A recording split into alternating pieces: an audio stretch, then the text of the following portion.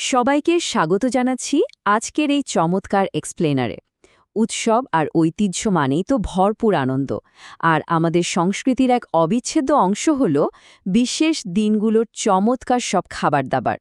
কোরবানি ঈদ মানেই যেন সকাল থেকে রাত পর্যন্ত নানা পদের মাংসের স্বাদ নেওয়া। কিন্তু এই আনন্দ আয়োজনে স্বাস্থ্যের দিকটিও তো ঠিক রাখতে হবে, তাই না? আজ আমরা আলোচনা করব কিভাবে গরুর মাংসের ঐতিহ্যবাহী স্বাদ উপভোগ করার পাশাপাশি স্বাস্থ্যকর দিকটিও পুরোপুরি নিশ্চিত করা যায়।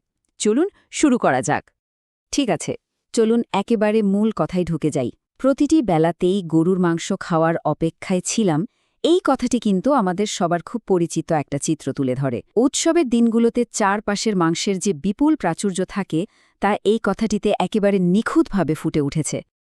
আমাদের আজকের আলোচনার মূল বিষয়গুলো হল, প্রথমত ঈদের মাংসের উৎসব, এরপর থাকছে হার্টের স্বাস্থ্য এবং পরিমিতিবোধ, চর্বিহীন মাংস নির্বাচন, স্বাস্থ্যকর প্রস্তুতি এবং রান্না, এবং সবশেষে ঐতিহ্যবাহী উপায়ে মাংস সংরক্ষণের কিছু পদ্ধতি।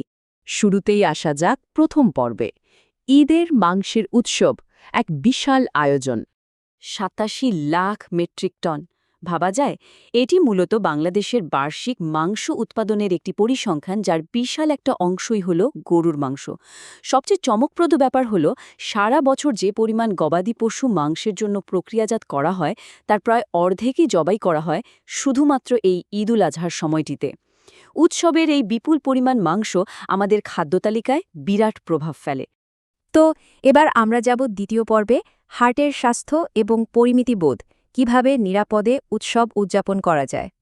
আসল বিষয়টা হল বিজ্ঞানের তথ্যগুলো জানা এবং তা মেনে চলা। গরুর মাংসে থাকা সম্পৃক্ত চর্বি বা স্যাচুরেটেড ফ্যাট রক্তে খারাপ কোলেস্টেরলের মাত্রা বাড়িয়ে দেয়। একজন সুস্থ মানুষের প্রতিদিনের মোট ক্যালোরির মাত্রা 10% নিচে আসা উচিত এই সম্পৃক্ত চর্বি থেকে। আর যাদের আগে থেকেই হৃদরোগের ঝুঁকি রয়েছে তাদের জন্য অতিরিক্ত চর্বি এবং সোডিয়াম তো অত্যন্ত বিপজ্জনক।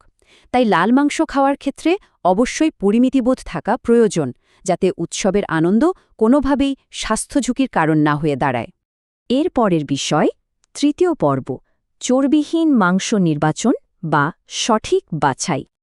ইউএসডিএর মতে একটি স্বাস্থ্যকর বা চর্বিহীন গরুর মাংসের সংজ্ঞায় বলা হয়েছে, প্রায় ১০০ গ্রাম মাংসে যদি মোট চর্বি ১০ গ্রামের কম থাকে, সম্পৃক্ত চর্বি ৪.৫ গ্রামের নিচে এবং কোলেস্টেরল ৯৫ মিলিগ্রামের কম থাকে, তবেই সেটি চর্বিহীন মাংস হিসেবে ধরা হবে।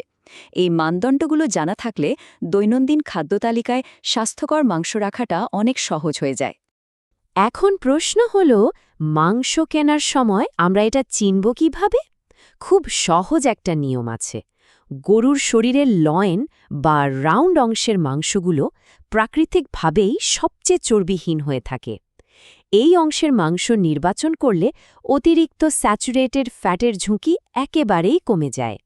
আমরা চলে এসেছি চতুর্থ পর্বে, স্বাস্থ্যকর প্রস্তুতি এবং রান্না, অর্থাৎ স্বাস্থ্য ঝুঁকি ছাড়াই স্বাদ নেওয়া।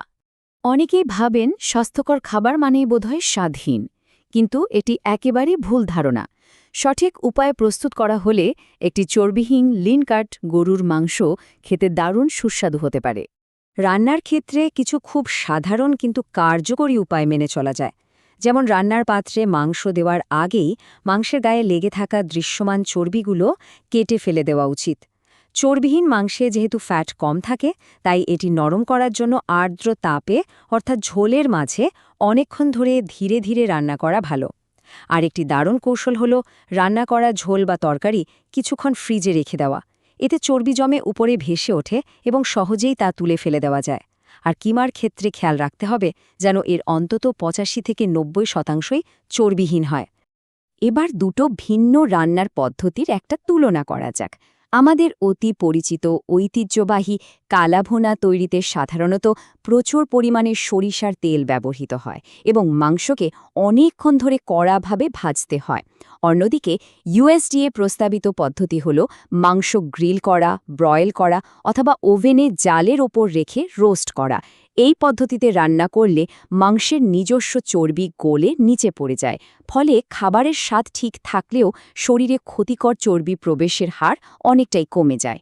আমাদের সবশেষ পর্ব, মাংস সংরক্ষণের ঐতিহ্যবাহী পদ্ধতি কিভাবে উৎসবের স্বাদ দীর্ঘদিন ধরে রাখা যায়। রোদে শুকিয়ে মাংস সংরক্ষণের এই পদ্ধতিটি অত্যন্ত প্রাচীন এবং একদম ফ্যাট ফ্রি। প্রথমে মাংস সমান টুকরো করে কেটে তার থেকে সব চর্বি বাদ দেওয়া হয়। এরপর শুধু লবণ মাখিয়ে কড়া রোদে ও বাতাসে শুকানো হয়। এই পদ্ধতিতে মাংস দীর্ঘদিন ভালো থাকে আর রান্নার পর স্বাদও বেড়ে যায় বহুগুণ। রান্নার আগে হালকা গরম পানিতে কিছুক্ষণ ভিজিয়ে রাখলেই মাংস আবার নরম হয়ে যায়। এবার সবচেয়ে চমকপ্রদ বিষয়টা বলি, ভিনেগার ব্যবহার করে মাংস সংরক্ষণের এই বিকল্প পদ্ধতিতে তেল বা চর্বির কোনো দরকারই পড়ে না। মাংসে শুধু বিট লবণ ও লাল চিনি মাখিয়ে পুরো মাংসটি ভিনেগারে ডুবিয়ে রাখা হয়। কোনো বাড়তি চর্বি ছাড়াই এই চমৎকার পদ্ধতিতে মাংস প্রায় ১ বছর পর্যন্ত সতেজ ও খাওয়ার উপযোগী থাকে। তো এতক্ষণ ধরে আমরা দেখলাম মাংস নির্বাচন থেকে শুরু করে রান্না এবং সংরক্ষণের নানা স্বাস্থ্যকর দিক। ঐতিহ্যবাহী খাবারগুলো আমাদের সংস্কৃতির প্রাণ, কিন্তু পরিমিতিবোধ ও স্বাস্থ্য সচেতনতা সেই আনন্দকে আরও সুন্দর করে তোলে। তাই শেষে একটি প্রশ্ন থেকেই যায়, আগামী উৎসবের আয়োজনগুলোতে স্বাদের মোহ আর স্বাস্থ্যের সুরক্ষার মাঝে কিভাবে একটি নিখুঁত ভারসাম্য তৈরি করা সম্ভব। একটু ভেবে দেখবেন। আজ এ পর্যন্তই।